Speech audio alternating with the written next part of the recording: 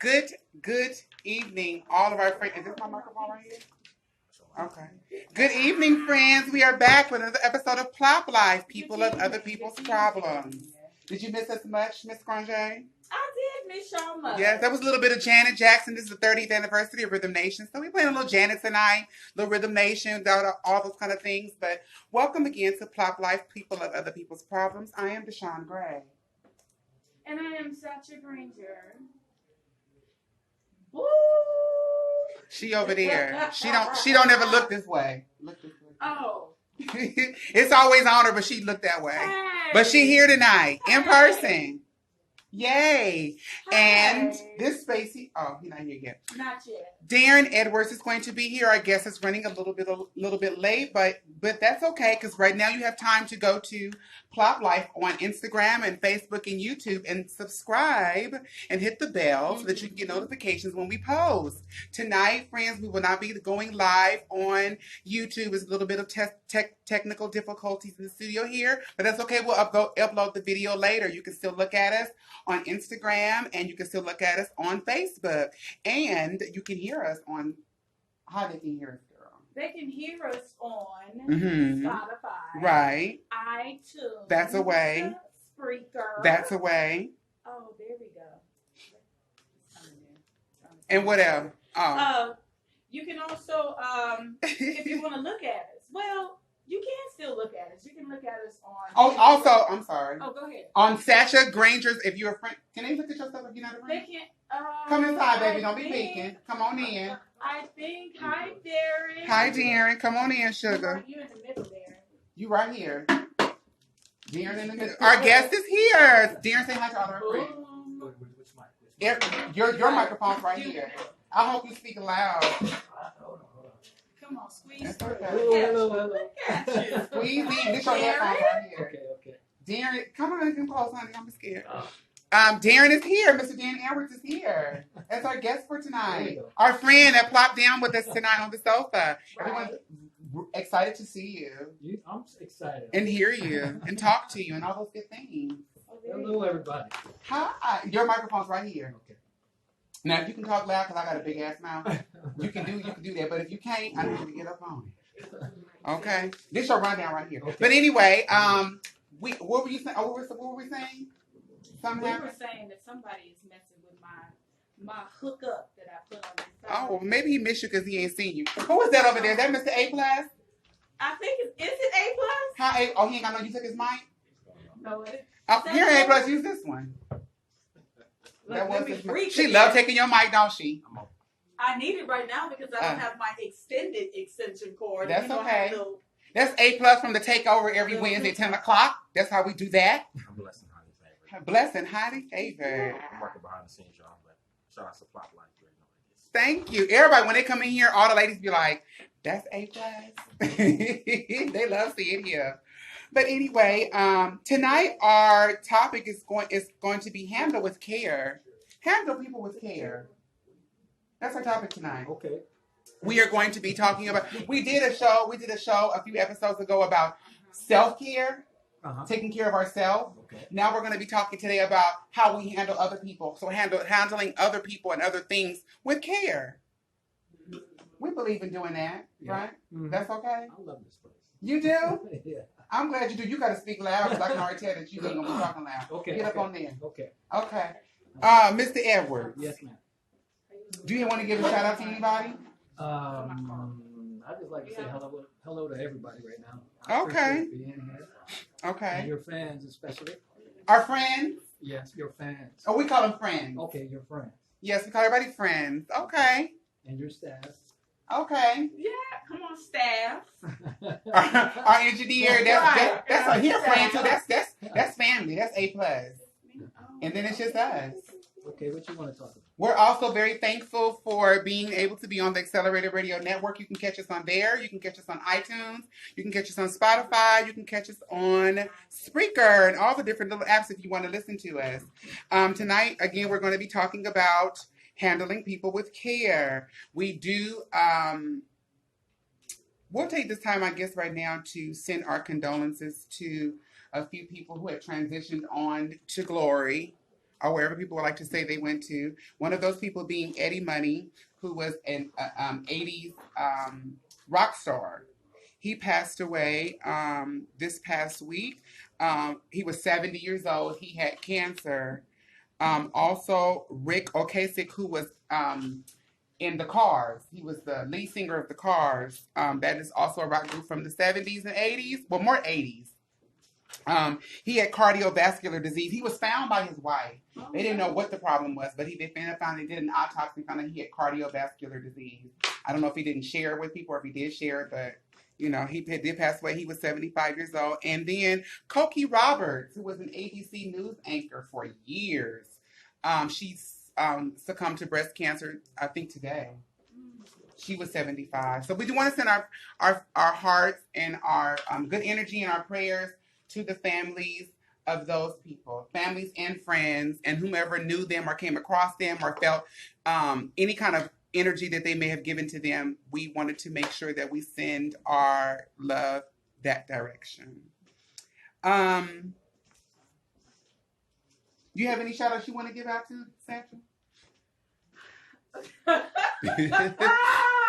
Shout out to all of those who supported me in my time of need. Okay. Who pushed these orders through for me to make it to another week. Okay. And shout out to those who didn't support. Okay. They get a shout out too. Yeah, they get a shout out. Because maybe you meant to do it and you just were not able to do so this week. Sometimes that happens. That is right. Sometimes that happens. I had a shout out. I want to give a shout out again to Mr. Michael Collier for being here last week. We really are appreciative of him. He was so great. He had such great energy. I also got a chance to go to his play, Michael Collier's Mama, on last Friday. Right. It was so hype. I had a great time. Thank you so much, Malika Blessing. I was sitting I got treated like VIP. I did the little after thing afterwards and met so many great people. I got to meet Lisa Ray and all the other different. It was really nice, but the play was amazing. I really enjoyed it. Thank you so much, Michael Collier. Thank you, Malika Blessings, for inviting me and taking care of me and making sure that everything was all good. We look forward to seeing you here when you come, boo. I also want to give a shout out to Calvin from Show Up Calvin. I met him there. He is awesome. Hi, Calvin. Thank you for following. He started following Plop too. And also to Miss Toma. Miss Toma is a designer and she is fabulous as well. So thank you so much. And I want to give a shout out to Clara, Dominican hairstylist salon. Shout out to Clara. That's my shout out. Right. Let's give a shout out to the sponsor. Can we give a good old mention to Cheesecake de Granger? Cheesecake de Granger. Hashtag where's the cheesecake? Yeah. You like cheesecake, Darren? Cheesecake. What?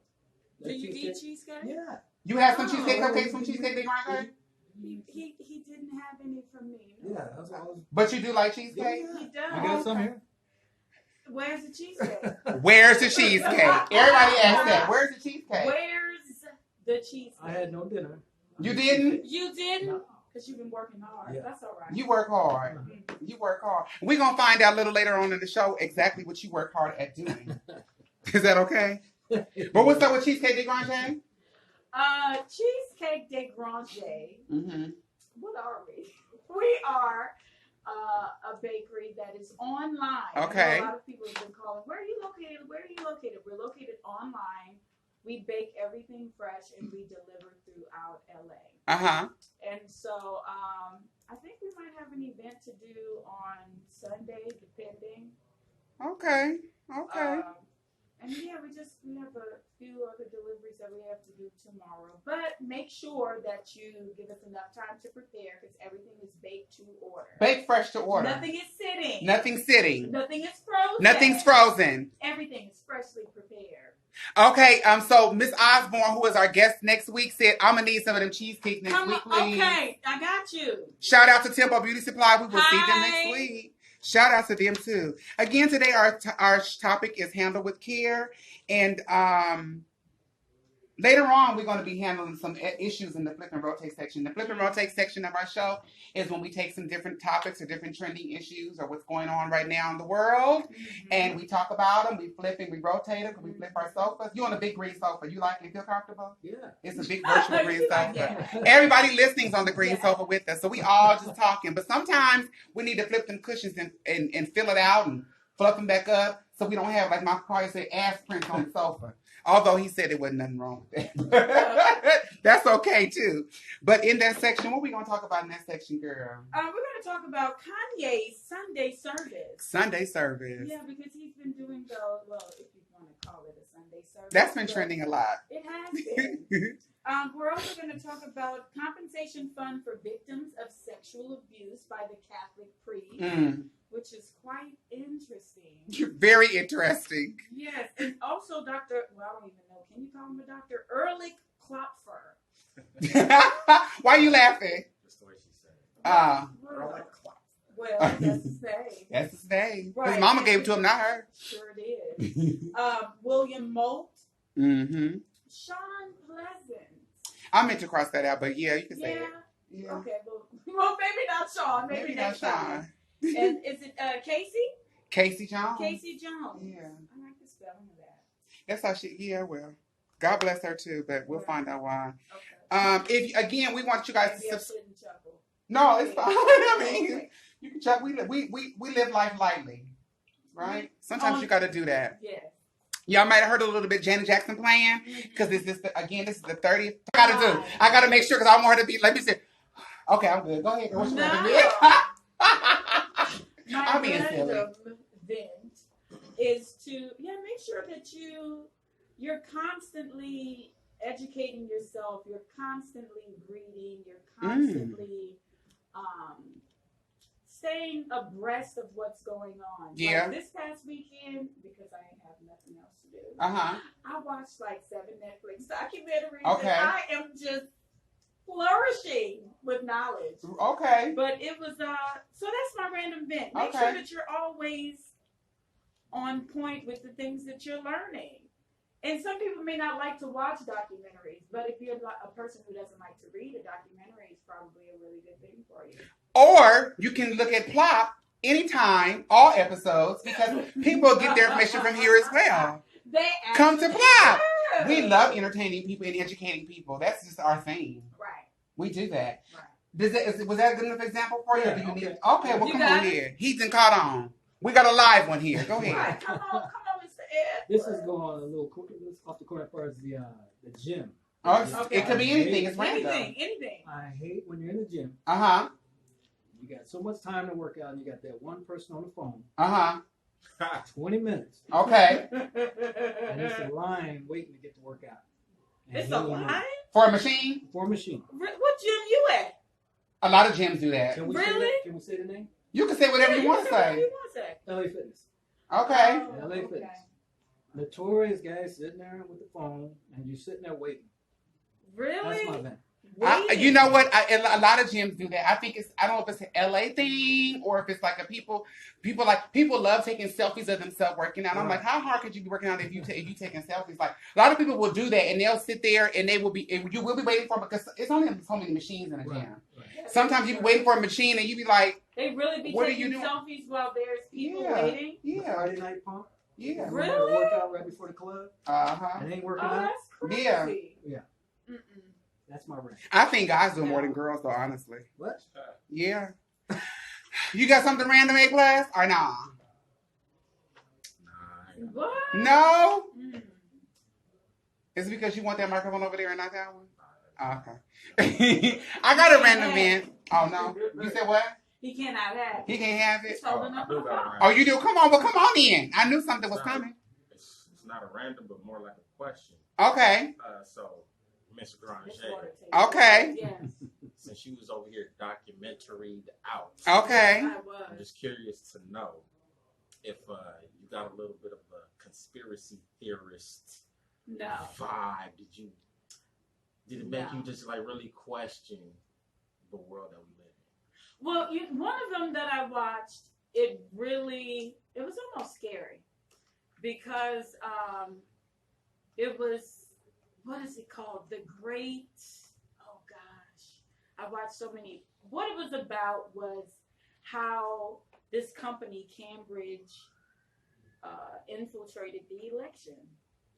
But from the standpoint of Facebook and using information to bombard Facebook, Cambridge Analytics, which they're now defunct because after everything came out, they had to take the fall for it because they were behind putting so much negative press on Facebook and all of these ads to sway certain people. Absolutely. Yeah. So They couldn't let Mark take all the fall. But it was crazy, That's though. It was a people. 2-hour documentary, but it was awesome. Because I didn't even, like, how do you even collect information like that? The information that they have on every single person on the planet. Because there are, 2 billion people on Facebook? Because we give it to them. But they're collecting all of that, right? They're collecting all of that data Uh-huh. and judging by what you post, judging by what you like on Facebook, what you read, they have compiled a profile of you. Mm-hmm. And some people, they know that they could not sway for the election. They knew off what you liked.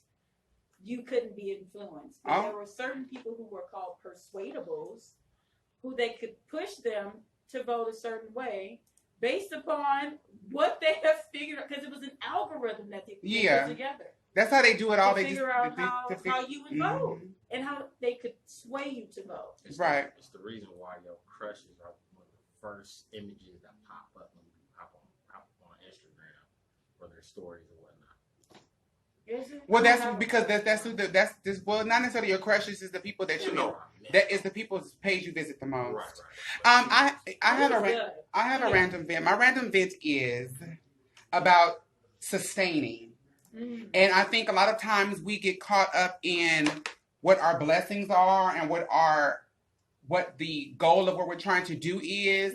We're worried about, like, I need to get to maybe do whatever my dream is, whatever. We don't pay attention to how we're sustained while we're going through. And God sustains us. He puts us in a if you're able to still have a roof over your head, or you still sit at the table and eat some crumbs, or eat 2 or 3, anybody, it's for anybody. Because well, it could be for you if you want it. But anybody, I was looking at of course, looking at Bishop T.D. Jakes, and he was talking about, he briefly talked about it, but I was like, you know what, we don't even really focus on the sustaining, like when people are like, oh, I need a new car, but how that piece of, whatever you drive, it's still working. Mm-hmm. That little piece of washing machine still washing your clothes, sustaining. Right. So I'll be appreciative of that. But anywho, that was my random. Be appreciative for the sustaining, the sustenance that you're receiving before you get to the blessing that you're waiting on. I'm waiting. You waiting? I'm waiting. That's all right. Work and wait. Watch and wait. That's what he said. Watch and wait. Again, we want to make sure that all of our friends are following us on all social media. And if you want to give us a call here tonight, how can they do that if they want to talk to Mr. Edwards? 310-910-9676, extension number 1. Yeah. That's it. 310-912-9676, like she said. Extension numero 1. A couple things. John said he waiting too. Yes. Well, go ahead. Come on. But you got, it's some things you got to do while you wait on the Lord, though. Right. But in the news, there is a young man. They didn't say the young baby's name, but he is a 4th grader in Florida. And he's elementary school, of course, in 4th grade. And they had College Colors Day. And on College Colors Day, I guess you wear a T-shirt from the college that you getting the kids pumped up and interested in college and wanted to go to post-secondary education after they go to high school and things of that nature. And one of the kids, they didn't say whether he was poor or not, or if he was, marginalized or not, but he took an orange shirt. He actually took a piece of paper, notebook paper, and he drew a Tennessee State University logo on it and pinned it to an orange shirt, and that was his College Colors Day. He goes to school and was bullied and teased in the cafeteria. They called it I was supposed to say the lunchroom. That's old school. In the lunchroom, in the cafeteria, and he was so distraught. And the teacher found out, and he was actually just bullied by kids who didn't even participate. Anywho, the teacher saw this and posted it on Facebook, like we always say, and Tennessee State University actually caught wind of it, and they not only did they send him lots of paraphernalia from the school, but they ended up taking the shirt that he did and making it an official T-shirt and selling it online for their students. Oh, is he going to get a percentage of that? Well, they're giving a percentage to the anti-bullying campaign. They didn't necessarily give it to. Well, they didn't say that. They didn't say. I mean, you know, I don't know. They didn't say. They probably. I mean, that's a good story, but where's his cut? I don't know, but they didn't say. But and I think it's probably not necessary to say because they probably didn't want to be bombarded. But since he did create it, essentially, they probably did give him a little something, put it in his pocket. But yeah, that was awesome. They did. It was actually pretty cool. And they when they put the T-shirt online for the school, actually was the University of Tennessee. I'm sorry, UT. And when they put it online for the school, the school's website crashed because they were trying to buy it. It sold out like an hour. Yeah, they did. Also in the news, there is a story. Did you hear the story about Robert and Tiffany Williams and their bank error? I heard a little bit about it. I wouldn't have done what they did. But. Listen, Robert and Tiffany Williams. They didn't say where they was. They didn't say the race, but you can. I'll tell you the story. Y'all can guess. The bank. I don't know. When hearing that, I was thinking something else. Well, their bank accidentally credited their account $120,000. Yeah. They called the bank. They tried to get the money. They tried to say, "What is this money coming from?" The bank kept saying, "We don't know. We don't know. It is your money." They tried to get. They waited a while. They sought legal advice. They really tried to do the right thing. They really tried to do the right thing. And so they said, well, if it's our money, they went and bought an SUV. They bought a camper. But you knew it wasn't your money. Well, they said it was theirs. I mean, anybody can make a deposit into your account. But they bought an SUV. They bought a camper. They bought 2 4-wheelers. And they had friends who were in need, so they ended up giving like $15,000 to friends. I was that friend. Girl. They gave you some money? You know Robert and Tiffany? Robert Williams. Oh. The Williams. I know Tony Williams. Okay. Tony, shout out to Tony watching. But anyway, as of now, they are facing felony theft charges and they're also facing massive overdraft fees because the bank said that wasn't your money. I'm sorry, but they should have known. Right, John Erickson. What'd he say? He's laughing. He put ha ha ha ha. Because that ain't funny because John X. James just said you was waiting on the blessing. If that would have came through your account, you would have been ha ha ha and somebody would have been ha ha at your ass. No. You would have spent it too. Yes, he would have. Spent it, Darren. Thank you. Thank you. If you would need. Would have. No, it's lies you tell on Plop Life on Tuesday. $100,000. $120,000. Living how living? No, because I know that's coming back to that's how you spend it. I'll be up in the strip club. You would have. They're coming after you, Darren. You better go get it off them strippers. They said they're facing massive overdraft fees and felony theft. Well, they said the charges are facing felony theft charges. It's probably I didn't say what the charge was, but I think it's probably theft by this. I don't know because they didn't do anything deceptive and they didn't take it. I don't know. But you spent it and it was not yours. You knew. How many people out there would have spent that money? I would have spent some of the money. Would y'all have spent the money? I don't know. I would have. Would you have spent some of that money, A+? I would have. Thank you. But would you have spent it all? $120,000? Not all of it, but I would have spent a good chunk of it. I would have spent a good chunk of it. Darren. I'm already in trouble with that one, so I would. You ain't in trouble. You ain't in trouble. We having a lot of money issues around, around the world because there's also a church in Scotland, the Church of Scotland. What'd he say? John Eric said, I wonder if Deshon ever robbed her kids' piggy bank. Nope. Parents have. Nope. Well. Not me. I put money in my kids' piggy bank. Thank you. You better get your mind right, John X. James. Don't make me not like you. You said it's a entire name. Yeah, I sure did. I said it correct today. You did. I'll be calling something else, but I'm going to call you what your name is today. I'm going to call you like your mama called John X. James. But you know, they're also dealing with you know what people do for money, honey. The Church of Scotland. There is a man. Why are you laughing, girl? Because this story, but go ahead. It's another thing with money, honey. Right. There was a man by the name of Derek McLennan who found a Viking treasure on the property of the Church of Scotland with his metal detector. He was going around and he thought he found a silver spoon. On further investigation, he found out that he recognized a a Viking symbol, and he knew that it was something more valuable. He kept going and found plenty of treasure there. Went to get the money assessed. I mean, the treasure assessed. The museum. Let's see. The Museum of Scotland found raised the money and paid $2.5 million for the treasure. Derek McLennan had told the church, "I'll split it with you," because I found it on your property. Well, the law of Scotland is, which is different from the rest of the UK, is that when you find something, the finder gets paid. Everywhere else in Britain, you split between the finder and the landowner. So he says, "Hey, I'll split it with you all." So, and they said this was one of the richest and most significant findings because of, we know these were Vikings. Right. And we know what Vikings were known for. I'm thinking, I'm like, some of this probably came from Africa. Who knows? But they said that when they assessed the treasures or what he found, first of all, they said it was buried deep, like it was a safety deposit box, like it was for safekeeping. It was to be hid purposely. Mm-hmm. But they said that it was from different countries around the world. That's what they detected some of the treasure to be from. Mm-hmm. So they said that they raised the money, gave him the money. When he gets the money, he says, "You know what? I don't want to split it with y'all no more."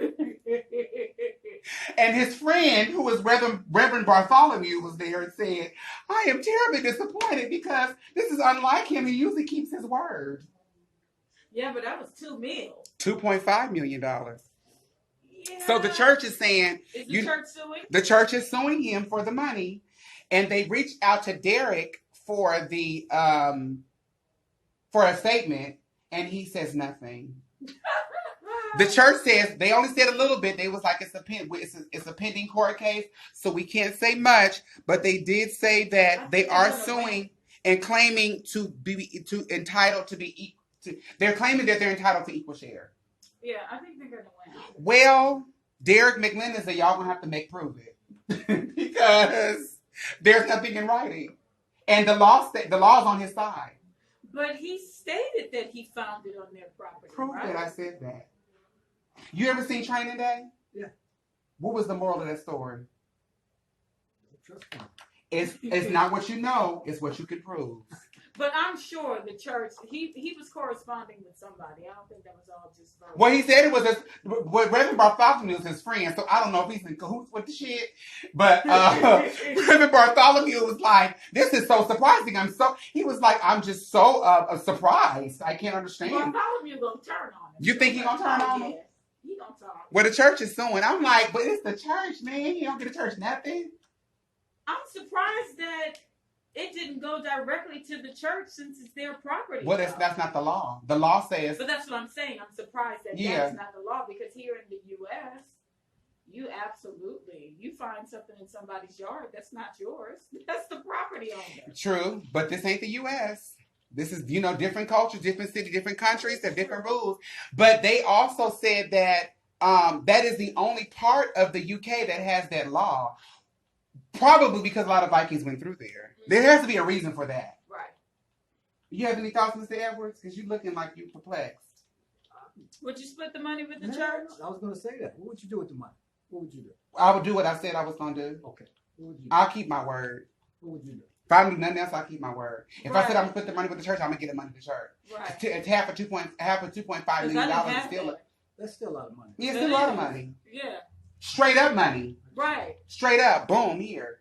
I deal with the IRS here. That's why I'm like... Ain't no IRS in Scotland. IRS is an American thing. Right. So you might give him money, I'll be like, yeah, you better get him money. Get a church. It's the church. Yeah. Don't you want to get coupons with God? No. So you a liar? And you were just running around with your metal detector on the property? Well, and I don't even know if I would split. It depends on what I agreed to. See? I would definitely give the church something now. Yeah. Not half of it? Mm. See how y'all doing? You don't gotta pay rent. See how y'all doing? Live off of that. I said I would give the church something. We do also want to keep the people of the still keep the people of the Bahamas in prayers because the aftermath. They're still dealing with the aftermath of was it Dorian? That was the name of the hurricane. Because they did say that it looks like an apocalyptic site over there. Right. It looks like several bombs went off over there. I can believe that. And 17% of the people are homeless, and 70,000 people over there are living in unsafe and barely standing homes. So there are a lot of different agencies. I know it's like Starbucks and some of the social media sites like Facebook and stuff like that you can give to the Bahamas through. You can also go directly through there as well. But a lot of people are still have no water and power. They said 45% of the islands are destroyed, and they have. But there was a horrible thing that when people were trying to come over here, and they were turning them away on the ferries. Yes, because they were stating if you did not have your credentials, aka your passport, you could not come into the U.S. Well, that came from that orange fool because the person, what's his name, who's over, right, someone else. He was like, they can come. Right. And then right after that person said 45 said no, and it was like 120 people on the ferry. It's like, go back. Oh, AJ said he would give 10% to the church. He would. Good, that's right, AJ. 10%.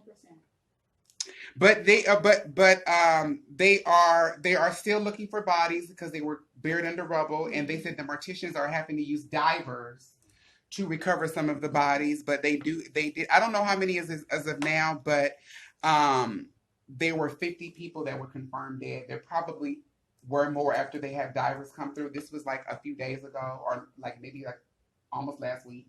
So I don't know if they recover more, but but we just want to keep them in our prayers and make sure that they are, whatever you can do on our end, because we are talking today about handle with care, so which is right on time, how you handle other people, because you never know in that situation. It happens here a lot. And you just never know how you could be infected or affected by different people who here happens, because we know that happens in Texas. And I know you have family in Louisiana, so it happens in Louisiana, it happens in Texas, happens in different kind of places. So it could hit home for anybody here. We know it didn't hit in Alabama like. Stop. I'm trying to find some little light at the end of the tunnel, make people feel good a little bit, but yeah. That's a mess. John Eric said, I'm in Florida, and people who live here understand that 6 months out of the year during hurricane season will be wiped out at any time. That is true. And AJ Watson said, hopefully the United Way does better than what they did with the people in Haiti. Yeah. They just got paper towels. He went over there and threw here. I know. Here. I don't know what paper towels was going to do, but. But yeah, you have a point, AJ. Yeah. You just never know. It hits home a lot. But yeah, that is that, and I guess we can talk about. We're gonna talk to Darren. We can talk to Darren. There's a couple more issues, but we can just cut to a little song, a little piece of song. It's Janet Jackson's 30-year anniversary of the nation, and we love Janet Jackson, and it's amazing that CD, that album spun so many hits away from it. It was on the charts for like 3 years. Never has any other album ever done that. But we're just going to listen to a little piece of the song, and then we'll come back and talk to Mr. Edwards. That's okay? Yeah. Okay. You're not going to whisper when we talk to you? No. Okay, don't whisper. Yeah. That's Janet Jackson, baby. Legendary album. Anyway, we are back here at PLOPP, P.L.O.P.P. Life, people of other people's problems. Again, if you want to check us out, please hit us up on all social media at PLOPP Life. You can subscribe, and you can follow, and you can call, and you can look, and you can peek, and you can troll, and all those good things. We appreciate all contact with us. We are here back today with Mr. Edwards. Hello. Hi. Hi. How are you? I'm okay. I'm okay. Just had a long day at work. That's okay. Well, you're going to have a long night over here. You ready? Yes. We ain't got much longer. We only got 20 more minutes, and you'll be out of here. That's okay? I'm happy to be here. You happy to be here? Yeah, I just had a stressful day. You did? Did you? Why? Just being an HIV counselor, you can imagine it's a little spike in the. That has to be a lot, very right, soul wrenching. Yeah, I was busy today. You were? A little spike in it right now again. Okay. Yeah, giving people diagnosis. It was a little rough day today. Okay. Oh. Mr. Edwards. Go. No, I was going to say, where, Mr. Edwards, where are you from? Detroit. Detroit, Michigan, Yeah. D-Town. What you know about Detroit? Well, that's Hitsville, ain't it? Right. Hitsville, And USA? it was Motor City. Hicksville. Motor City? What you want, Hicksville? I didn't say Hicksville, I said Hit. Oh, I thought you said Hicksville. No, No. Of course not. That's where they make cars at, or they made cars at, and music too. For those of you just tuning in, we have Darren Edwards here. He's our guest for this evening, and he is a motivational speaker and an HIV advocate. So we are so happy to have him here this evening to educate us. Okay. Okay. So you do now. What you say you do? I'm an HIV counselor right now. Okay. Public health in Los Angeles area, and that's what I do every day. Every day, all day. All right. My headphones broke. What you want to know? What you want to know? I want to know exactly how did you get started being an HIV counselor? Okay. Well, I don't know if you put the announcement out there. What was the motivation? I was in the adult industry. What's that? Porn. In porn industry. Porn. Say that. Okay. Right. Okay, I'm trying to just, I'm thinking. You ain't got to be political No, right now. no, Ain't no no. FCC. This internet radio. You can say fuck these Right. goddamn porn. You can fuck. She said Fucking on camera. I'm very confident. Were you behind the scenes or were you on cam? You was the talent or the crew? Because I worked in porn too, but I was crew. Oh, yeah? Right. Oh, okay. Crew.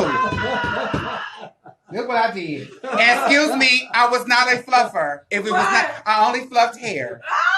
And I only did that, and it was only for a hot minute. It was only for a hot minute, honey, because Yes, you should have called who? Really? It's an environment that I was like, you know what? After a few times, I was like, I can't do this shit no more. But Really? anyway, yes. Yeah. Oh, I got some more headphones. I ain't so saying fuck. Mr. Edwards, so you So came sweet. from the porn industry. Yeah, I did that for about 10 years. Really? 10 years. What was your porn name? Darren James. Darren. Darren James. Darren James? Yeah. Okay, so close to your real name. Right, exactly. Why? It Why wasn't did you like do something else? Dirt Diggler or. I mean, usually porn names be like Pinky, and it Pinky your porn name? Yeah, yes. That wouldn't work. What's the I know? Oh, I don't know what the porn name. Excuse me. That's what what are the A plus? A plus, you know the names? Come through. Vanessa Del Rio. Form. These are people that you already know. But anyway. I don't know any of those people. What you want to know? But yes, so he was stating that. So you came from the porn industry. You were in there for 10 years. Okay. Okay, and then when I was working, I did over at that point like 200 and something scenes. 200 and some scenes? And the scenes were pretty hardcore. We did bareback because there was no condoms at the time. So how long ago was this? Well, when I was exited from the industry, when I retired, I had contracted HIV back in 2004. Okay. 2004. So you started in about 98. 98. Okay. And here in LA? Yeah. Because it's the porn capital. Yeah. Right. And I didn't officially retire until about 2007.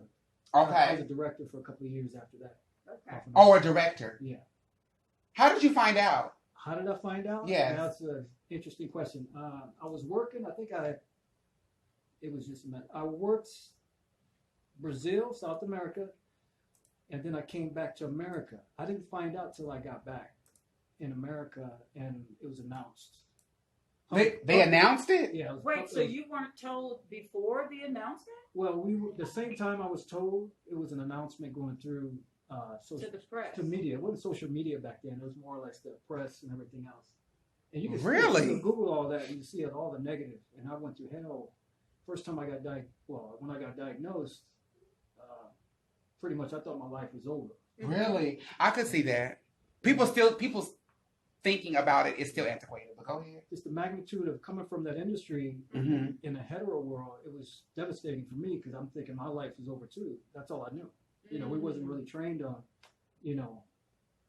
information like that back then. Is this before, after, or during the time that Magic Johnson had the say his This was situation? This was after. It's after? Yeah. Okay. We still didn't have the information because we just, nobody really talked about it. We heard of cases happening years off and on in the industry, and it just hush, quiet. Okay. You just had to work because there's a lot of money involved. Because you said 2004, right? Yeah, 2004. Okay. So we were just, just doing our thing. Next thing you know, because it's only like a group of brothers that just work overseas, then we work here. But the magnitude of the money was just, you just got tunnel vision. So not thinking about the risk involved. Hey, you got the money was good here or overseas? Better overseas. Okay. Yeah. And then coming back here, I didn't have to call nobody at that time. It was just like just getting booked, so a tunnel vision, and just put my risk up higher. So you said that they put it out there. Did you go get tested at some point? Yeah, I got tested. Was testing required? Yeah, testing was required every 30 days. Every 30 days. Okay. And that 30 days is a gap. So not having condoms, anything can happen. Anything can happen. As far as your exposure. Mm-hmm. And not realizing that, okay, even though I tested 30 days ago, I'm still putting myself and everybody at risk. Not realizing, what if I come out positive? So unknowingly. Yeah, unknowingly. Right. Unknowingly. Working, because my scenes, I was working more than the average guy. I was doing probably two to three scenes. Oh, they really used you. Yeah. Says a lot about you, sir. But go ahead. Darren James. Okay. Darren James. Anybody want to look up his business? But anyway, you don't mind that, do you? No. Okay, well then. What, We'll be too late now, huh? I already said it. You laughing, ain't like IMBD, whatever. IMDb? Yeah. So, was there a reason that you opted not to use condoms? Well, that was just my ignorance, too. Okay. And that's all of our ignorance, doing it. If you're going to choose that business, it was just the way we work. It's kind of like you got to work under the gun. You got gonzo scenes, especially. The features were played out, so gonzo scene was faster. Gonzo scene? Yeah. What does that mean? It's basically like a gorilla scene. I can do that scene. What is a gorilla scene? Under 2 hours instead of being there 15 hours. What's a gorilla scene? What is a gorilla scene? Gorilla scene is like they can get a camera, get a crew up in 5 minutes. We can shoot 3 o'clock, be done by 6, and I can double another scene, get back up the hill. Just doubling that money. Oh. So just doing multiple. But you got to be on point because you got to be hungry because sometimes you don't want to fuck. You're tired. Yeah, because most times after you, I mean, well. Go ahead. So you had assistants or not? No, you just get it ready. I had to create that. Come on, stamina. I try to be like Millie Jackson says, I knock the motherfucker out. You understand me? You ain't coming back, sir. But okay. You try to tear down some shit. Because we had to, especially in Holland, all those houses up there, the celebrities on them, used to live in, that's where we would work at. Oh. Yeah.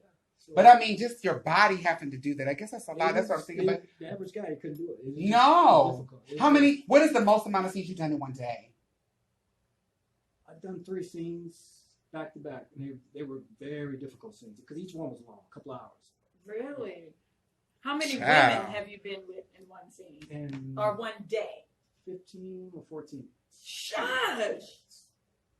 Yeah, that was overseas in South America or in Europe especially. 15 in one day? Big booty girls. Go Google that. I am. Big booty girls. Big booty crush down. That's what they call it. Jeez. Big booty who? Crush down. Big booty crush down. Okay. 15 in one day? That's when we test the new guys because we would drag a couple of new guys with us. They always brag, they're all cocky. Then you put 250-pound butt and you squash them down. A 50-pound butt? What is a 50-pound butt?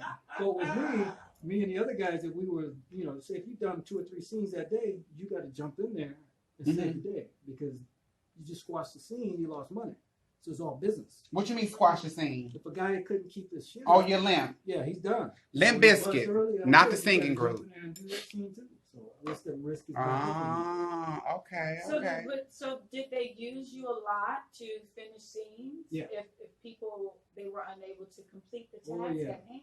Oh yeah. Sometimes you ain't in it, but you got to get into it. That Viagra that back then didn't work. You just mentally had to do it. What is it? Can you talk about the pay? Kinda. Yeah. Go. Okay. What is the range of pay for a scene? When I started, I would have done it for free. Why? That was a horny. How old you were when you started? Damn. Wait a minute. I'm 55 right now. I started in '98. Somebody, you good at math? Yeah. Okay. I'm 55 right now. I started around '98. So How much? 24. Okay, he good. Okay. So I started kind of late, and that's an old age when you start. You normally start at 18, 19. Do they? Damn. They start that young? Yeah, because them young ones be horny on the motherfucker. So young dudes, anyway. He just said it. So coming in the game back then, it was probably $50. Well, that's an amateur sheen. That's like really? You could walk in off the street, just getting your dick sucked. And, you know, you could bust early. They didn't care. They paid $50. Yeah. Did you? What was the most you've gotten paid? Right towards the end of your career, how much were you making? I was free. Because I mean, 15 girls at one time. They have. I mean, damn. After taxes, I can walk out probably under 1,000, and that's one scene. That's getting it done. Oh, that's one scene. Under 2 hours, okay. And I can put 2 scenes together like that and just make my money. Okay. Oh, wow. Because you know, a lot of times the budgets are so low. You know, he's paying you accordingly. So when the guy telling he paying you getting paid $10,000 a scene, it's bullshit. Really? You know, nobody's getting that? No, ain't nobody getting that. He never got that. So when you say that you went every 30 that days, was 98, darling. When you say every 30 days you got tested, and once you got tested, they told you and the media at the same time? We just show her the paperwork. We are responsible for showing any performer our own paperwork. Okay. The director don't care about that. You just need to dig hard, and you ready to go. Okay. And come shot at the end. Okay. And the shit better be good. Okay. And calling you back. Okay. And basically, the paperwork was discussed amongst us working on set. Okay. And sometimes you didn't see paperwork. Oh. So. But when you found out, right. Yeah. Did they tell you and the media at the same time? Because you said when you came back, you were just like outed basically for having it. Yeah, did you find? Did they tell you first, then say something, or did you find out simultaneously? It was a rumble within the industry because I think was around 2004. We still have kind of pages then, or I can't remember. I don't know. But what happened? I think they have pages then. Because my page was blowing up. Okay. Like, crazy. I'm like thinking it was work, but then I see the medical clinic on there. Next thing you know, they had to have a call with me. Next thing you know, other people were calling me. And I was getting threats on my messages. Who was calling you? Other performers. Oh, threatening you. Yeah, because I think what happened, a lot of it's in my book, because I wrote a book about all this. What's the name of your book? It's called True Porno. It's a big O. True Porn and O. Yeah. Okay. And basically, it's just, I was getting the threats, and I didn't even realize what was happening. So you didn't know why they were threatening you? No, because I just thought, this is shocking news, getting diagnosed, for one thing, because I didn't know what it was. I just thought it was death. And of course, because it was marketed as a gay disease. But go ahead. And you know, next thing you know, I had people headhunt me, and oh wow, so I couldn't even. And not the head you was getting paid for, huh? Yeah, exactly. And I'm gonna throw this thing. Well, I mean, I just don't want it to be heavy, but go ahead. But then I had to go through a second testing. Okay. Back then, I still didn't know because I'm still in shock. You know, driving around thinking my career's over, right? Over. And ultimately, after that, I attempted a suicide. Oh Lord. Yeah. Yeah. What? Are you okay with talking about that? It's in the book, but I could tell you a little bit whatever I can because it's a huge story behind it. Because I was just so rambled about what I'm going to do. You know, my life's over, driving around, waiting on results. And next thing you know, I knew it was official by then that I was infected. And I went down to Mexico, and they found me days later. I guess some guys with the cartel. I don't know how I got down there, pretty much, because it's kind of a blur. Okay. I went down there and took a lot of drugs. Okay. And they found me days later, barely alive. So, and some guys saved my life. These cartel. I don't know if they're with the cartel or what. It was. I guess I was just tipping everybody. They said days before, but. Yeah, because and I know you know this already because I know now they've gotten a little more sensitive with it because most times when they tell you your results, if it is positive, they tell you bring somebody with you. Yeah, it wasn't. It wasn't like that. It wasn't like that. Well, no, because they told you in the plan at the same time. Yeah, it's a huge. They told the entire world at the same time. It's a huge legal issue. I can't really get into all that because I have to sign some papers. Okay. So I got to be careful what I say on that. It's in the book what I can talk about. Okay. But don't say nothing you can get sued for because we don't have nothing more money to give you. So if you can't talk about it, don't say nothing. I promise you, we're not going to press it. It was just a training back then. Was a lot different. That's why there's a lot of stricter laws right now about giving diagnosis. Yes. It's the HEPA is the biggest thing right now. It is. And I actually went up against some people and I got some money from all that. Okay. Anyway, rightfully so. When it went down, it was just a bad thing for everybody on both sides. You're okay today? Yeah. I'm here. I'm here now. what was your point? Because there had to be a realization or some sort of epiphany to go from this budding career to wanting to kill yourself to now being an advocate and a person who's motivational speaker. What was that turn? Sip on what you need to sip on because you need to speak up, sugar. If you need one more sip, go take another go. Yeah, because it's a hard subject. You know, definitely. I'm better. Whatever you want to say, sugar. Ain't nobody pressing. You understand? Okay. I just don't want to rile up people out there, you know, make them feel uncomfortable with what I'm talking about. Because sometimes people need to feel uncomfortable. Because a lot of times people have relatives that have this too. Oh man, no. Tell people what non-detectable means. Basically, my virus is low where it's not as detected as it was, you know. Say my numbers are low. In other words, you can say it in layman's terms. Non-detectable means you can't give it to nobody. I don't want to put it out there like that. You can I mean, that's what it is. Yeah. You can turn on the television and turn on any radio station, and they have a lot of commercials about that. Right. I call it. It's even on I was saw it on Empire. They were talking about how Jussie Smollett's character he's married to a guy who was HIV positive. Let him know this. And they went to the time, but they got married. He let him know he's non-detectable, and he let him know that I cannot give it to you because it's very low. You can take a test and you can't see it. Right. This name is term. We are PLOPP. This ain't CNBC. What about John Eric St. James? He said, "Were you able to have a personal relationship while actively involved in the industry?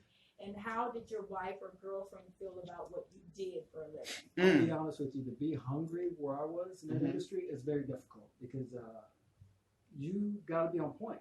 Because you fucking all night and somebody bombed. Remember, a new guy, you got to get the call. Okay. Were you in a relationship? I tried, but it didn't work. Okay, that's what he wanted to know. Yeah, that's what he wanted to know. He wanted to know if you were in a relationship. And how did she feel about that? You working in the porn industry? She would, you know, it was girls that we knew. We simple here, PLOPP. Don't overthink it. Right. She said, right. Hold on. Okay. Come on, dearie. Come on, brain. That's it.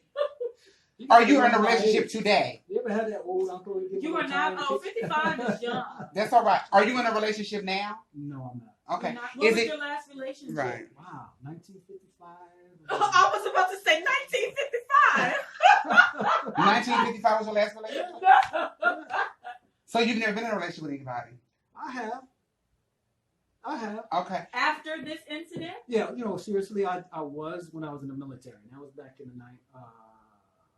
late 80s, early 90s. This is before you were in the porn industry. Right. Exactly. Okay. So after you were in porn, you about the medication that keeps you undetectable? It's okay. I just changed to just a new one, the DARREN. Oh my God, I can't think of the name. How many have you gone through there? Just two. Since your diagnosis? Oh, that's awesome. Since 2004? I just take that one pill and I don't notice a thing. I don't miss a beat. No changes. You can't miss that pill though. No. Well, I mean, I know about it. You can't miss that pill because it's almost like when you take hormones. You can't miss that pill because we were here and Sonique talked about. Did she not talk about when she was here A+? Sonique talked about when she was on hormones. She had to stop taking hormones to go to RuPaul's Drag Race. But when you stop taking them, it comes back with the force. Oh, she had to stop taking hormones? Yeah, that was a whole long story, girl. But anyway, I'm sorry. So with the pill, if you don't take it, it could, and it may not work. You got to do something else. Well, they will recommend you if you miss a day because it does happen. No, well, not a day, but I'm just saying regularly missing it. One day ain't gonna do that. You just gotta keep. They don't want you to miss no day. No, you gotta keep it up because it keeps up that balance. Yeah. Like anything else. Like I tell anybody, you take vitamins. It's real easy. Have your pills right there. Take them every day. Right. Did your body go through any changes on the medication? No, that's what's so crazy. When I gotten older, you know, being in the gym, I'm actually feel better than I did in my 20s. Really? Yeah, just working out. That's what I'm trying to get to. Working out makes these things work better. Yes. I always tell anybody, don't just sit home and lay down. Also, your psyche. Right. It's a fight. Sometimes, you know, honestly, somebody said, God gave you a second chance. And I owe everybody else this too. It's like, look, a lot of people don't get these chances to come back. So it ain't about me. True. It's just that I'm here to do something, and this is the best I can do. Maybe I could do more, but I love the fact that when somebody look at me in the gym, they go,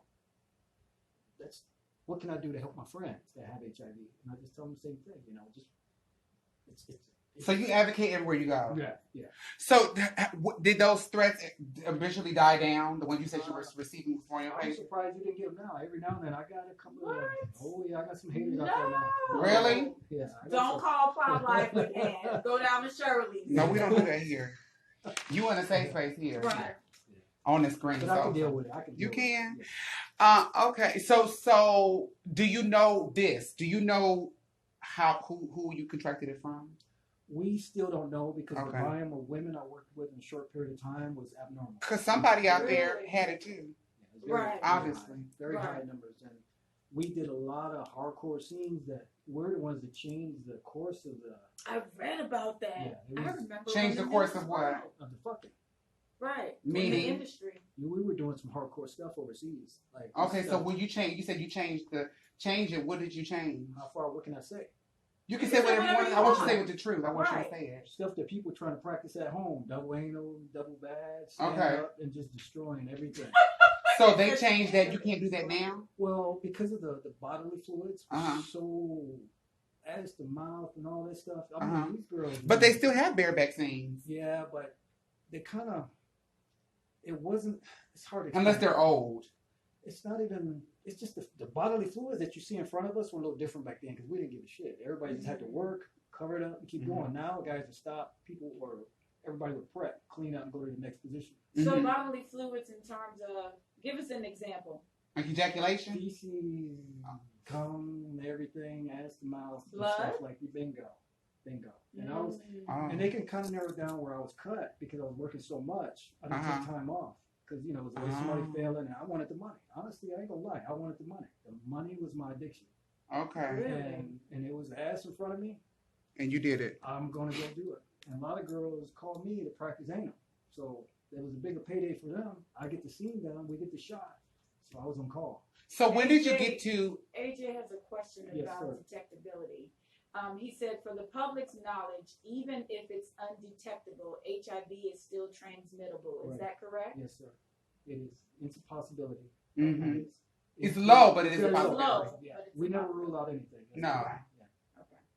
Thank you, AJ. And they say that and I think a lot of reasons they say that because they have PrEP where now you can keep yourself from getting it, or you can control, or they have like now where you just like can low. So I mean, if you do 1+1, people have these thick conspiracy theories about there being a cure. Well, there probably is, but I think a lot of that. And they tell you about the detectability and that you can possibly do it, and not to give people a license to say, "Oh well, I can just take a pill and it'll go away." So I think it's like the same. It's one thing, but it's not covering anything else. No, but that's the biggest thing they have. They don't really care about nothing else. Unfortunately, this is the biggest thing. Well, people do, but this has the biggest stigma attached to it. Right. So I think that a lot of that is for public control. And that could just be me thinking on a tangent, but I think it's for public control. So people want, like they with the Plan B pill, they have a taboo about it because they don't want people to just have a license to just go out and do what you want to do and take a pill and not have to worry about it. Oh, okay. How did you get into counseling? I was working on a job, and next thing you know, I started hooking up with I can't say the company's name, but you ain't got a public health HIV community that's huge here in LA. Okay. Do your math, people, but go ahead. No, it's right. Basically, I had to come back and sue the industry. So to do that in the process, I had to learn how this works, come what Cowish and everybody else. I did a campaign against condoms. Well, for condoms in porn. Because there's a lot of outbreaks that were never recorded or reported. And there's a lot of actors that wanted to come up, but they can't talk because they don't know how to work. So being with that campaign, I kind of grandfathered it. And that's why we got the condoms in porn now. Because there was a lot of cases that weren't reported, a lot of actors that. So how did you get into motivational speaking and counseling? Basically, that company had me talk for them, and next thing you know, we got that bill, and I just started meeting people. Yeah, I started meeting people through that. He ain't paying attention because he said no. I was so. Maybe girl, he on the East Coast. He probably fell asleep. Hey, John Eric. He was a natural horny motherfucker, Jay. Right. He didn't use nothing. Right. He did not. Can I say that? He said he didn't need any of it. Nothing. With you, a lot of it don't work because you still got to be horny. Like you said, because sometimes you just nut it.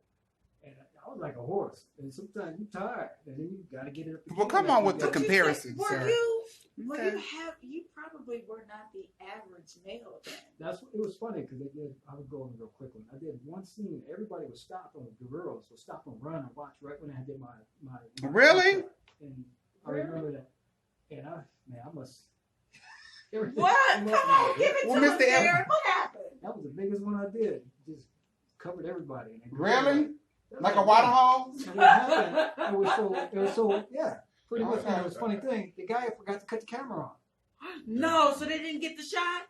We were up in the old. They didn't get the shot. I think the house was the old Wu-Tang house over there. That was the money shot. That was back then when they were gone, but we called it the old Wu-Tang house. Okay. Anyway, and the guy didn't even cut the camera on. So he asked me, could you do it over? Yep, I did it again, right back to back. Did you?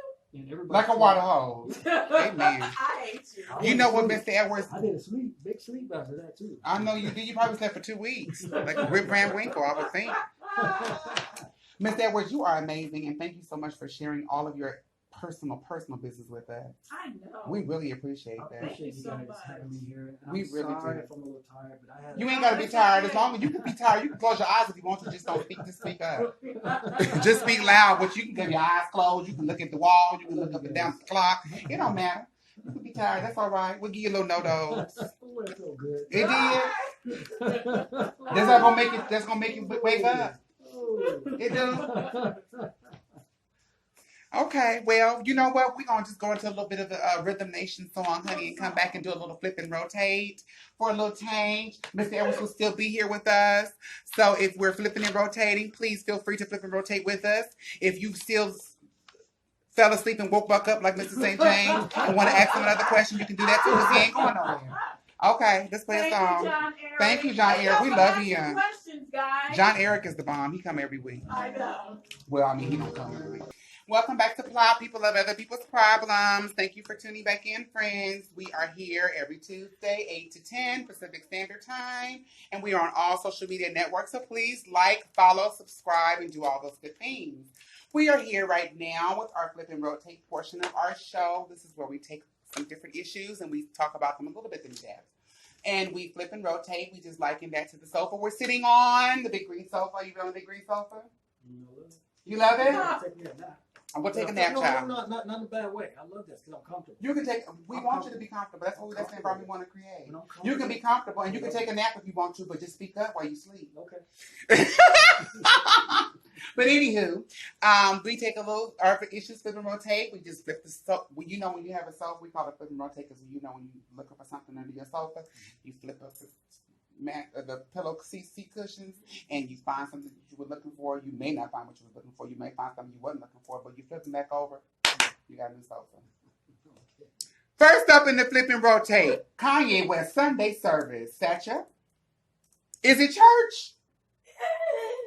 Because I never heard him say church. I know they call it Sunday service. And it's trending a lot because people have different adverse views about what's going on here.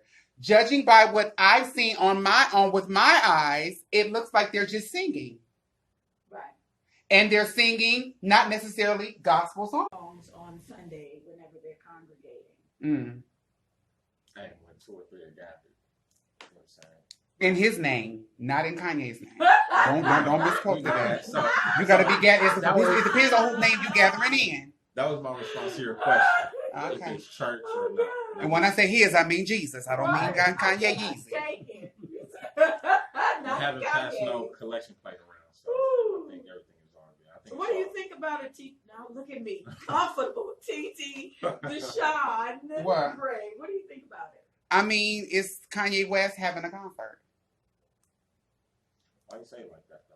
That's what it is. I'm not putting judgment on it because he calls it Kanye. They say it's Sunday service. You got to be invited. Most times it's at a secret location. Right. It's not necessarily a church. Church has a different connotation in the traditional sense. Right. But if you're talking about religion and ministry and sermon and doing something at a church, this could be a church. We come here every Tuesday. We come at a set time. We have a set topic. We have a way of doing things. This could be considered church. Going to your work job could be considered church. That could be considered. Ministry just means serving people. So but if you're talking about taking on the role of the church of God, then that's a totally different situation. I've not heard him say that, so I'll just say whatever. You just having a concert. You singing songs, you inviting people you want to be there, whether you're celebrating or not. Because I know somebody, like she was saying, who our personal friend who actually sang last week with him in Atlanta. And, it was a whole email she got. You got to do this and do that, whatever. You come there. She said she sang, but she ended up leaving because she didn't feel it. She said most of the people who were there were like wondering if Kim Kardashian was going to come or who it was, if they was going there to see him and da-da-da-da. So it's just different people's reasoning behind it. But if whatever his heart, whatever leaves the heart reaches the heart. So if it meant to be a heart thing, then it will reach there. I mean, that's what it is. But speaking about church, honey, the Catholic Church is in the news again. The Catholic Church has now, they have put together a compensation fund for child victims of sexual abuse by children who were allegedly abused by Catholic priests. There is there's a fund going around. Did you just chuckle? Who? You. I did a little bit. I mean, sex abuse is not funny, especially when you're dealing with a child. But I mean, the chuckling comes from people really do pick and choose what the fuck they want to be heavily into God about and what they do not. Right. People really pick and choose what is supposed to be, because there are 6 California Catholic dioceses, Los Angeles, San Bernardino, San Diego, Orange County, Sacramento, and LA. They have come together and said they want to allow compensation for any person who was allegedly abused sexually by one of the Catholic priests in one of those 6 dioceses. Now, those 6 dioceses make up 80% of Catholics in California, which is about 10 million people. So they have a whole fund put together, and there are certain requirements, and I'll tell you what the requirements are. You had to have been abused allegedly by one of the priests in one of those 6 dioceses.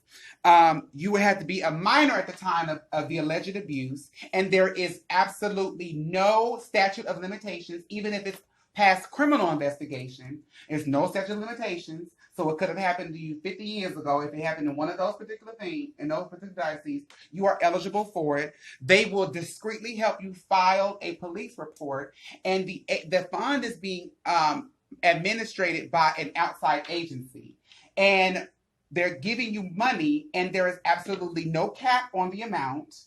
The church is paying for it. And the church is agreeing to whatever dollar amount they come up with. These are the same people who handle the victims of 9/11 fund. Really? Yes. Okay, that is interesting. Yes. The church will comply, and the church has also reached out to people who filed claims before and were turned away to let them know about this new program. Thoughts? Okay. Is that only here in the States? That's in California, those 6 dioceses. It actually came from a program that they do in New York as well. Any thoughts? But you can't report it. No, they're going to help you report it to the police as well. Oh. They just want you to come to they want you to come to them first. Before going to the police. Yeah, my only thing is you have until January 31st of next year to file. Go ahead. What could be wrong with if we're going to do this the right way in totality? What is wrong with going to the cops first? Versus coming to them? Yes.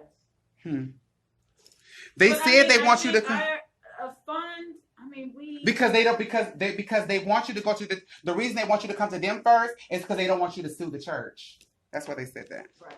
They don't want you to sue the church. Right. They want you to come to them first. They're gonna give you money and then have you go to the police. They don't want you to sue the Catholic Church. But we'll give you money. Ain't no cap on it because they got coins. And I'm like, who and how is it determined?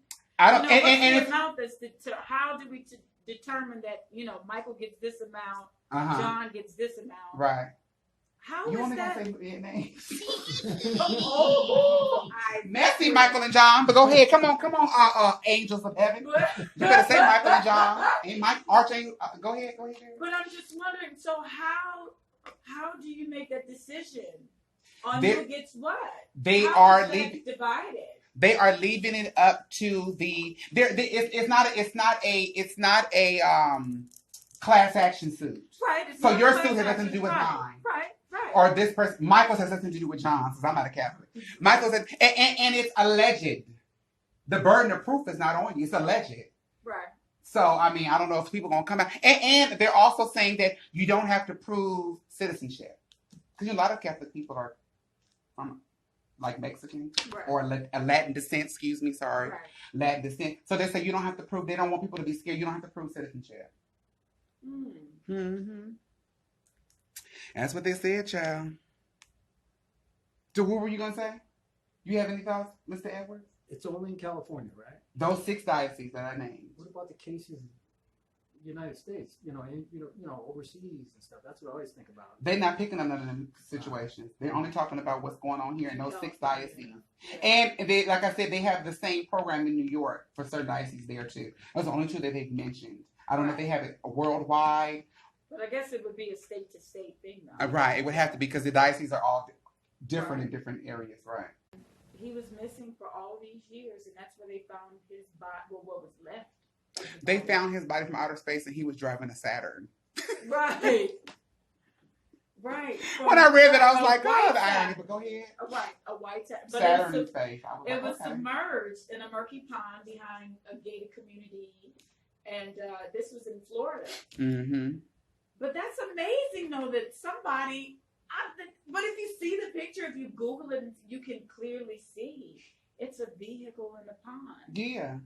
But I'm wondering. From Google Earth. They said it was, I guess if somebody was looking up some information and trying to get somewhere, and he saw it on it. Because let me tell you something. I like to use Waze. It don't really make a difference now because they get bought by Google Maps. But I like Google Maps because I like to see a picture of where I'm going to end up at.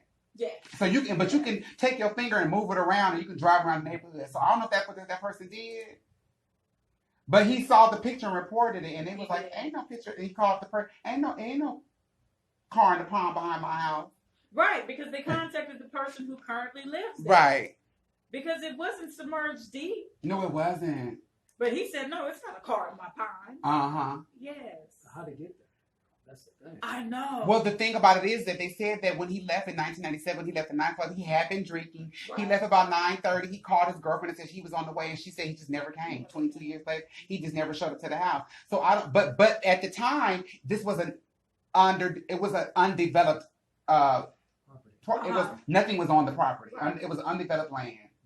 But they ended up making a gated community around it, and I guess the pond just stayed. So I don't know if he just drove into it because he was drinking. But they said when they pulled, when the authorities came and pulled it out, his skeleton was inside. Right, it was still there. Submerged with all calcium on top of it. I'm like, why the car didn't float up to the top? I don't know what was in that pond. But anyway, speaking of finding things, Dr. Ulrich Koppler. What's so funny, girl? You said because your segue. Go ahead. Well, they did find something. They found something in this Dr. Ulrich Koppler's. He just died two Tuesdays ago. Actually, on the 3rd. 79 years old. Used to be a doctor. What they found in his house, girl? They found over 2,200 fetuses in his home. Clearly, he was an abortionist. 2,246 medically preserved. Right. Fetuses. On his property. What is he doing with this? Nobody knows to the day. Right. Nobody knows why. No. They said he performed thousands of abortions. He did. His license was revoked in 2016. And he was still working. Girl, I saw a picture when I was reading it. I saw a picture. He did let me tell you the boldness and just like what they call white privilege. This man was doing news interviews and stuff about different things. License has been revoked in some more shit since the 90s. Right. He in 2015 folded up doing an interview. I was like, Dr. Koppler, you don't give a damn? No license. But his license was revoked by the state. He was first licensed in 1979. He was known for poor paperwork. Right. So he had poor paperwork. He got his license revoked because he did a couple of abortions on 2 13-year-olds. It was some criminal cases. Yes. But they got dropped because of some treaty or something he signed with the, but he never got his license never got reinstated. Right. But they're trying to figure out. First of all, they're trying to figure out why he had him there. Right. How he preserved him medically. Right. How the hell they was like there was no evidence that he did abortions on his property. He 2,200 fetuses. 2,200 fetuses. Because he lived in Illinois, but he worked in Indiana. Right, Crete, Illinois. Nobody can see that. No, they said the family is 100% cooperating. They said the family's like, we don't know nothing. Yeah. It's amazing. Scary. It is. What were you doing with this? And you had them preserved. I wonder how many he performed over his lifetime as a physician. You ever think about it? How many of your relatives come to your house not snooping? Yeah. How many of your relatives' house you can't or don't go over? That is true. Right. You got that many. You can't have them. You got to have. They got to be visible somewhere. You can't have that many unless you got a big old mansion. It's gonna be seen somewhere or something. But what's the tea? AJ said he was probably harvesting stem cells on the black market. Could be a possibility, AJ. Could be. Could be another. I guess since we on death, honey. Well, it's sad, but Casey Jones, or you said you like the way her name was spelled. Casey Jones. On Monday, actually, there was a man in Florida by the name of. And I'm laughing because of how they set it up. But they was like, this man named Levi Strickland was picking berries. I'll be like, you know what, white people, I love y'all. But he said he was picking berries. He heard this loud crash. So he said, I wonder what happened. So he runs down to see what the crash was about. It was a man driving a van. The man driving the van, when he got to there to get help to see what was going on, when he got there to help him, he said, oh, there was this foul odor in the air. So he was like, oh my God, you need some help. He calls the police. Police come, they out there. Police pulls up and say, what the hell is that smell? The man got out the car. His name was Michael Wayne Jones Jr. Got out the car and said, you might want to handcuff me because it's a dead body in my car. Clearly. But it's what he said. Clearly. He said, but no, they didn't know what the smell was. Right. But he was like, this man said, it's a smell I've never smelled before in my life. Right. That's what everybody says when they smell a dead body. The family. I've never smelled a dead body. The body ended up being Casey Jones, who was his wife. Her family had reported her missing 6 weeks ago. Her and they had 4 children. I read that. The children were ages 10, 5, 2, and 1. And the man said he just finished. He killed the wife and the 4 babies, and he buried them. He just finished burying them. I don't know what made him crash. I don't know if it was the stench or whatever, but she said she had probably been dead for 6 months. He had buried them. 6 weeks. He had buried them not far from where he was at. They went in the woodsy area and found the bodies of the children, and they've arrested him. Yeah, because I was reading that. They did not reveal how the children were murdered. They didn't. But not even her either. No, not her either. But that's crazy. I don't know. Y'all sick out there. Child, the man said. Y'all are sick. What it's amazing you say that because the man who was the Levi Strickland, the man who heard the crash was picking berries, said. Who was picking berries? Well, he was. The man said, evil popped its head up. In that area. Right. He said that was a certain kind of evil. The man got on was like, we're handcuffed me because it's the dead body in the car. And I just buried the other 4 kids and they over there somewhere. And he was young, what? He was 38? Yeah. Yeah. What state was this? Florida. Oh, okay. Florida. We love Florida. We love Florida. Yeah. Well, you know what? God, and so really we send our hearts and prayers to their family as well, because there had to be a reason why her family reported her missing if she's just gone away with it. Your family just gonna report you missing because you're gone with your husband. You're not gonna touch on Sean? That was interesting. Sean Pleasant? Yeah. I mean, you got 2 seconds. Sean, we'll talk about him. Well, I just thought it was interesting on why he was the other one was here and what they're trying to do about homelessness. But Sean Pleasant, he was a Yale graduate, a Wall Street banker. Mm-hmm. Yes, Christopher, it's called PLOPP Life. Okay. Come on, Christopher. And he was a really successful entrepreneur, and today he's homeless in Koreatown, living on the streets in LA, which is baffling. And when and been living there for 10 years. 10 years, and a particular person with him and his husband. Why you stop there? Well, that's what they said, girl. I know they did. And they don't want to go to no shelter because, they have these laws and shelters. 2 men can't be in a shelter like that. So him and his husband don't want. And he says. Which is understandable, right. And they do meth. His mom died and he lost it. He had a really lucrative business. The business went down because the partners couldn't agree. And then his mom died and he just couldn't take it no more. But he's been with this man for a long time. And they are homeless. Not by choice. Well, I don't know because the family has reached out to help him and they're like, he don't want no help. Well, I know that they were asking him when a particular person went to visit down there to assess homelessness in LA because 45 went down there to visit. Well, his administration did. Well, the administration. And he's supposed to be here this week, too. He will. But they were talking to him and they were asking him, well, why are you homeless? And he said, well, should anybody be homeless? Yeah. Does anybody deserve to be homeless? So that was just interesting. I don't think it's 65% of people though. No. No, I don't think so either. But it was interesting that they said he talked about his drug addiction. He was on another drug too.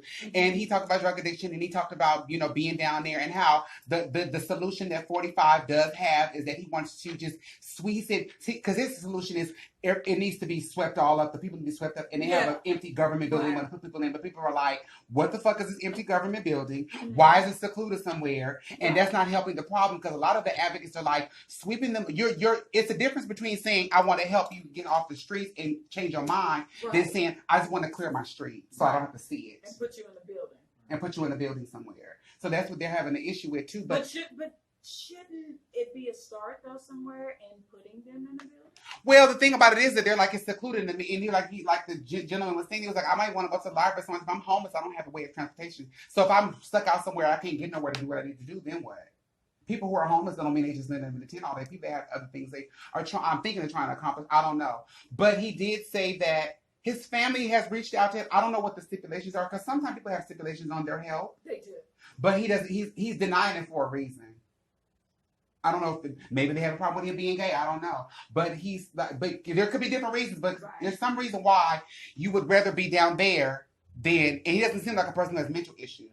There's a clear, concise reason why you'd rather be down there on the street than to be, because the family has been trying to help him, they said, for 6 years. And he's like, nope. But anyway, you're right there. Chris said, tell him the VA hospital is hiring custodians. Yeah. Thanks for that information, Christopher. Thank you, Christopher. We're going to play a song, A+, from Rhythm Nation. Like 2 seconds of a song. Then we'll come back and talk about how we need to handle each other with care. Handle with care. Because people are fragile. I watch Christmas Story. Fragile. Fragile. We're fragile. Yes, indeed. Handle me with care. This is the sermon portion. Right. And this is the ministry right here. This is where we give y'all some help. Because these people need help. Because like Sacha said a minute ago, some of you motherfuckers are sick. She didn't say that word, but I'm going to say it. Right. You understand? But we want to help people just become a better society. That's what we want to do because, you know what, we got kids. And we want our kids to live in a healthy place. And we want to be a part of the solution, not the problem. So anything we do in this particular segment is just usually just helping about just doing whatever we can to add to the world. And this week we're talking about handling with care. Mm-hmm. And a few weeks ago we did an episode on self-care. Mm-hmm. Talked about how to care for ourselves. Right. And caring for yourself is a part of caring for others because you can't care for you, can't care for me. Right. So we are just talking about self-care and how to care and different, facets of caring because people don't understand. They think that the opposite of love is hate, and it's not. The antithesis of love is indifference. I don't care. Because a certain amount of love is involved in hate somebody. It takes some energy to hate somebody. To focus on that. But when you just say, I don't care, that's different. And a lot of the things that we're doing in the world, i.e. detention centers for people, are showing that we don't care about people. Sweeping people off the streets, that's not caring about nobody. Right.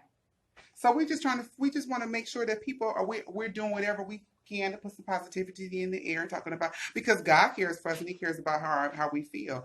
But people don't understand that what caring for others does for you. And those people who are less inclined to be caring don't understand that concept either. Any thoughts on handling people with care? Go ahead, Darren. No, you go. No. Darren, you're going to stop passing the mic. Right. You're going to talk. Darren, you didn't come over here to listen to us. This is what you do. You handle people with care with the information that you give them. So go ahead, tell us. Come on, Sacha, and tell them and prep them up and get them ready, girl. Tell us about that. Don't be... There we go. You care about your partner? Okay. Because these STDs, oh my God, I just seen a spike in them right now. I've never met so many people that still don't want to use condoms. Still today? Yeah. Not handling with care. Not handling with care. Partner, you appreciate them, get to know them, talk to them, talk about that. That way it won't be the big elephant in the room, So when you said today was really stressful for you. Yeah. Because of information that you had to give. Mm-hmm. So how do you prep them and to carefully give this information to them?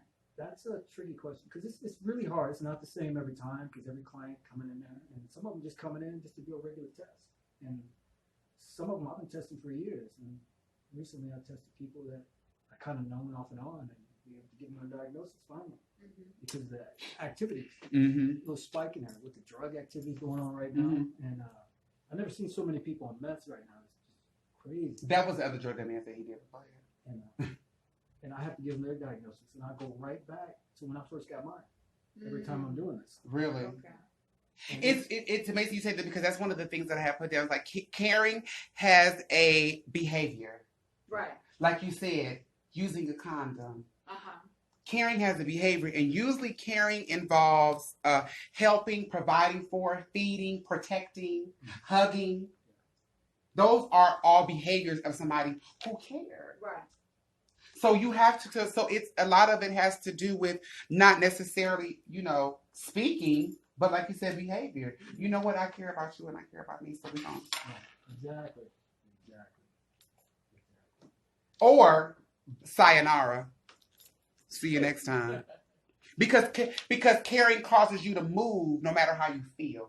Right. Sometimes you don't be like, I don't feel like doing ABC, but I care, so I do it. Like tomorrow. Like tomorrow. Because you care. Like tomorrow. Who's tomorrow? I said like tomorrow. Like tomorrow. What's tomorrow? You're doing something for me because you care. Oh, I had an ex who used to hate to hear me say, I don't care, or whatever. That would get under his, because that's a whole other kind of like connotation. I don't care.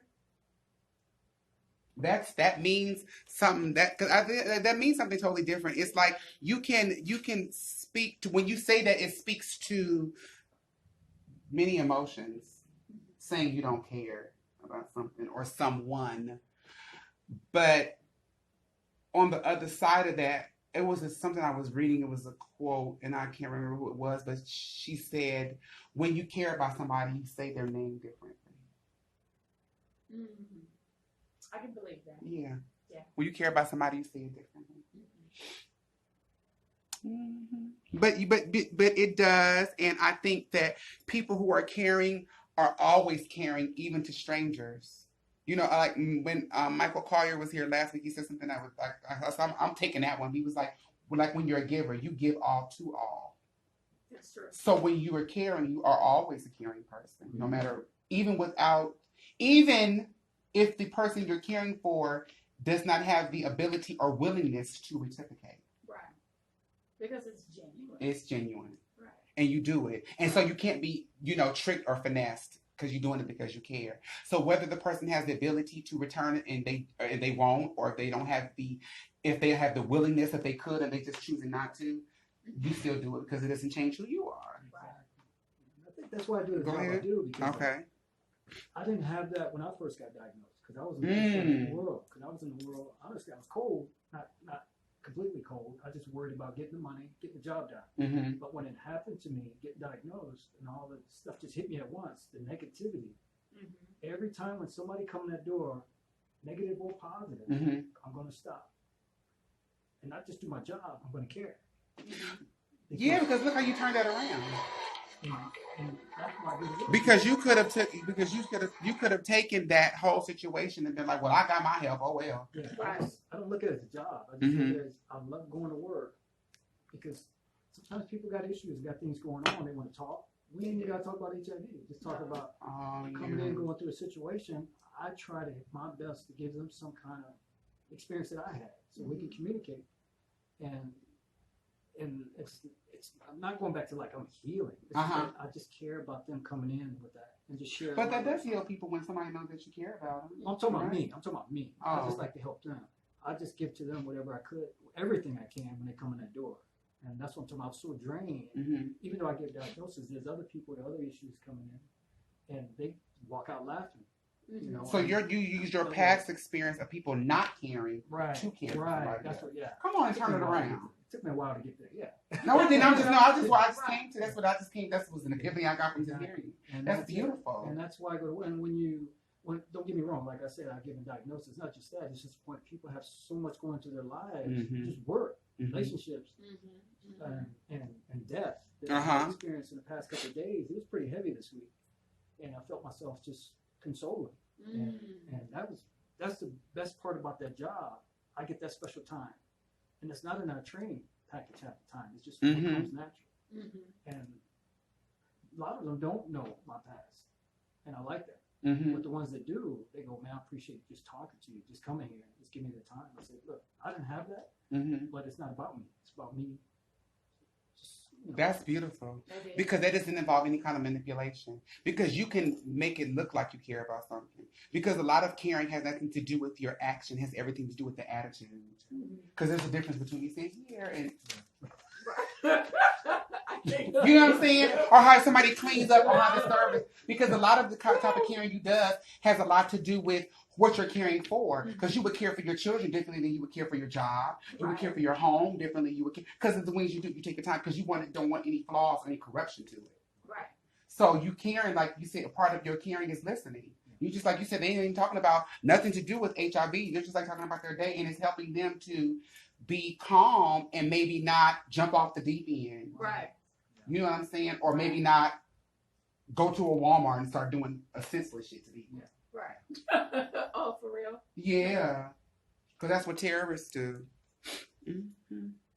But you know, any last thoughts on handling with people with care? No, you covered everything. I think this is what? This is what, This made me feel good. It makes you feel good? I feel good right now. Good! That's what we want people to This is actually you guys caring for me today, because this is my time to debrief from work. You know, that's all right. And it feels good. I needed that right now. You done with your nap? Awesome. He said he was gonna take a nap when he was sitting here, didn't he? You done with your nap? He did. Good. What's your thoughts down there, Sacha today? She's Sacha today. Miss Sacha, what you down there to doing today with Helen, girl? Come on, give us a word, bird. I hate you. I love her. I think, though, handle with care, it's very important, especially with what he said, with this information that he has to deliver with people. Because you never really know the direction that might push that person in. With anything, giving any type of feedback, but especially in a situation that it's highly sensitive. Right. You want to be cautious in what you say to make sure that that person doesn't have some type of reaction that would just change their lives forever. So it's important. It's important that we care. You know what I always say, when you care for others, you want to try to make it, you do it in a manner that you would want them to do for you. Because caring for somebody else is one of the most noblest things, or the noblest thing you can aspire to do for somebody else. So it takes a certain kind of heart. So even if you're not going to get payment from God or the universe or karma, whatever the case may be, you do it because it just warms your heart. Right. And it warmed our heart to have you here today. And we are so thankful, Mr. Edwards, that you did not find it robbery of your time. Right. You didn't find it robbery of your time to come over and plop with us. We appreciate that. No, I appreciate everything you guys immensely. And Don, I really enjoyed this. You did. Thank you. We wanted to. Our little show. Our little show, you just like sitting between two beautiful black women. Okay, come on, wake up then. We wanted to make you comfortable, sugar. We sure did. You seeing it, honey? We're so thankful to you, Mr. Edwards. We're so thankful to Cheesecake de Granger, always over 65 flavors delivering in the Los Angeles area and abroad if you wanted chips. Give him a call at area code 310. Finish it, girl. 774-6701. That's what I'm talking. Come on. But she says, don't call me now. But call her now. Call or text. We open.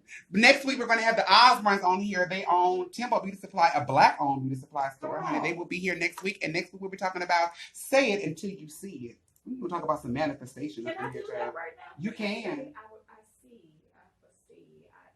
What you foresee? That's all just internal. Come on. Well, you know what? Y'all join us back here next week and every Tuesday, 8 to 10 Pacific Standard Time. We will be looking for you, friends, to come over here and plop with us. But right now, we gone. Plop out. Plop out.